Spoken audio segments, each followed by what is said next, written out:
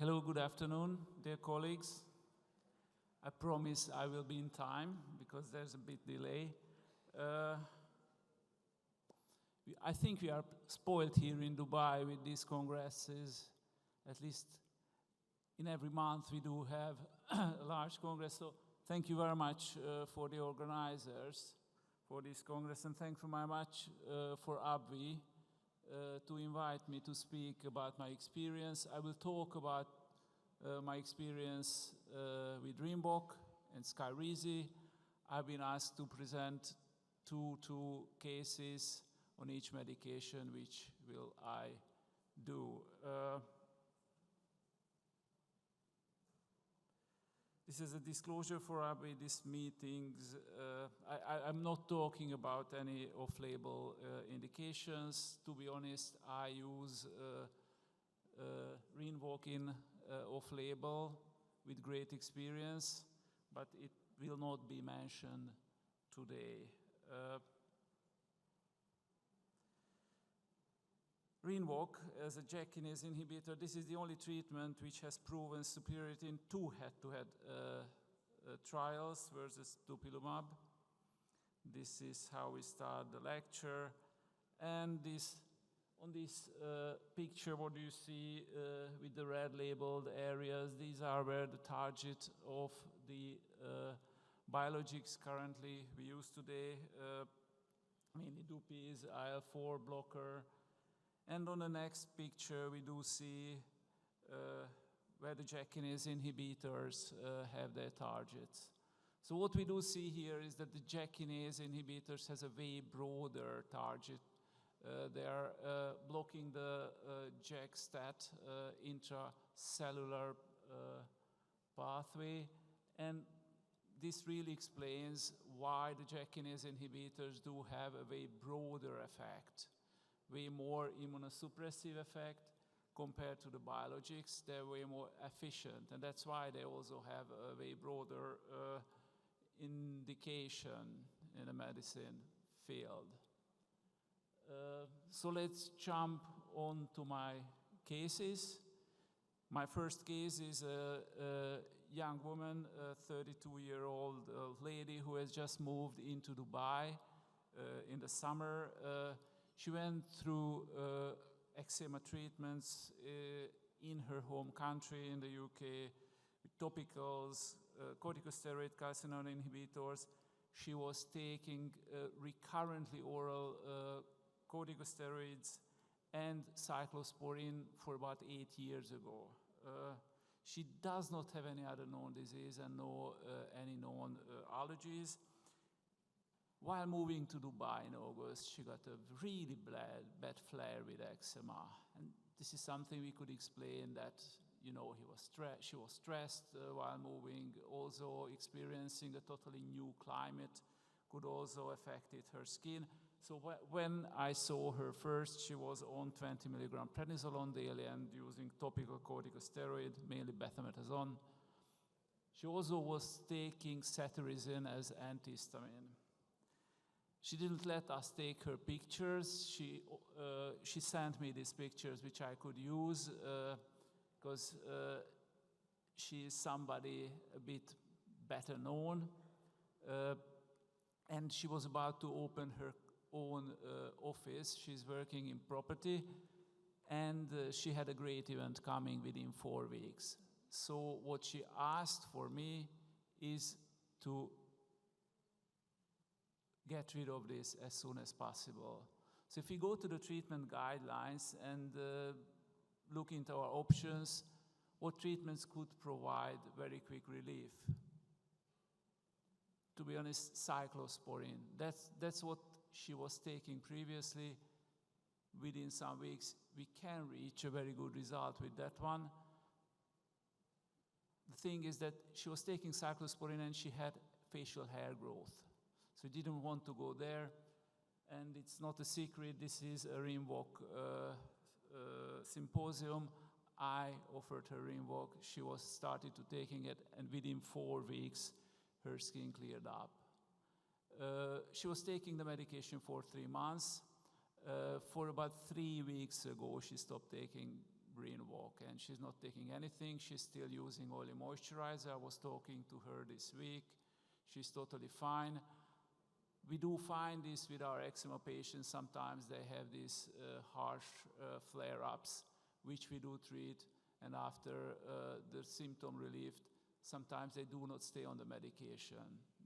Eczema, I don't find it exactly the same as psoriasis. When we do start the treatment, I usually keep continuing the treatments with our patients. So she's totally fine now. I also would like to just comment on the antihistamine she was taking. In the treatment guidelines, you don't find antihistamine as a treatment of eczema. The second case is, it was a bit more tougher case, I think. It was a male patient who was suffering from eczema since he was a child. He was taking all kind of oral corticosteroids recurrently. When I met him, he was taking already Dupi in a regular dose. He was using topical mometasone, tacrolimus on the face, even using this ketoconazole shampoo. He had a severe disease. He had eczema sitting on his face. You can see these red, very scaly, extremely itchy, as he described these parts on the face, and even on the trunk, on the body, on the neck. It really looked itchy, and it really looked pain itchy. He was already on biologics. I thought there's literally this way to go. We were discussing, and we decided to start with Rinvoq. And I was talking to him 4 weeks after the introduction of the treatment. He was extremely happy. He told me that these were the best weeks in the last 5 years. He could sleep. The itch was gone. So he was extremely happy with the result. These are some photos you can see. There's still hyperpigmentation on the areas, and there's still some activity in the inflammation. So at the three months follow-up visit, I recommended him that we increase the dose, which he rejected. He is still only using moisturizing cream, and he's extremely happy with the result. I think he's definitely the patient who is going to stay on the medication. So this part was about the eczema, and let's jump on psoriasis. Skyrizi. With this first slide, I would just show that Skyrizi was shown superiority in several studies, head-to-head studies against all of these biologics, other classes. Those were picked up from these classes were the best students. So let's say within TNF-alpha blockers, it was run, this study, versus adalimumab, secukinumab, IL-13, and secukinumab as IL-17 blocker, ustekinumab as IL-13 blocker. Within all of these studies, what we do see is these tough patients who had high BMI, who had high BSA, and they were not naive biologically, all had great result from Skyrizi. And literally that's what my personal experience with this medication shows also. I would like to show just a very regular case with a patient, middle-aged male, plaque psoriasis, sitting almost all over his body. He was having previously UVB treatment, methotrexate, acitretin. He didn't really like the results. It didn't really work. He stopped using them. He also got some kind of a liver involvement with methotrexate. So literally he was giving up the whole thing. He visited me. We were discussing the possible treatment options. This is the treatment consensus, what we do here, what we do have here locally. On the left side or right side for you, you can see the biologic options. There's no any prioritizing in between those. You can see the European guidelines also here. The first line treatments on the right side for you, all the biologics. Just one comment on that, I got really, really often back from the insurance companies here that I should start with apremilast instead of biologics, any biologics, because that's cheaper. Apremilast is literally second line treatment, not a first line one. So after discussion with this patient, I put him on Skyrizi. And these are the pictures he was sending me from his vacation after, let's say, 10 weeks. He was totally happy, he's totally symptom-free, does not use any treatment, and does not have any issue with psoriasis.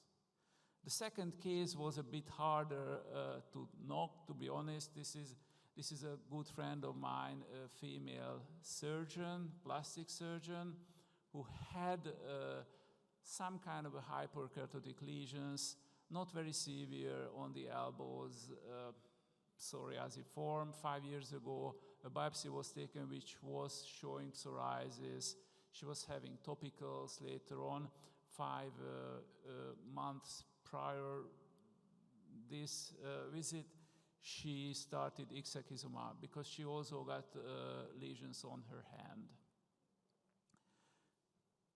These lesions on her hand was disablating. Literally, she's a plastic surgeon using her hand daily basis, a lot of redness, itchiness, irritation, these small fissures.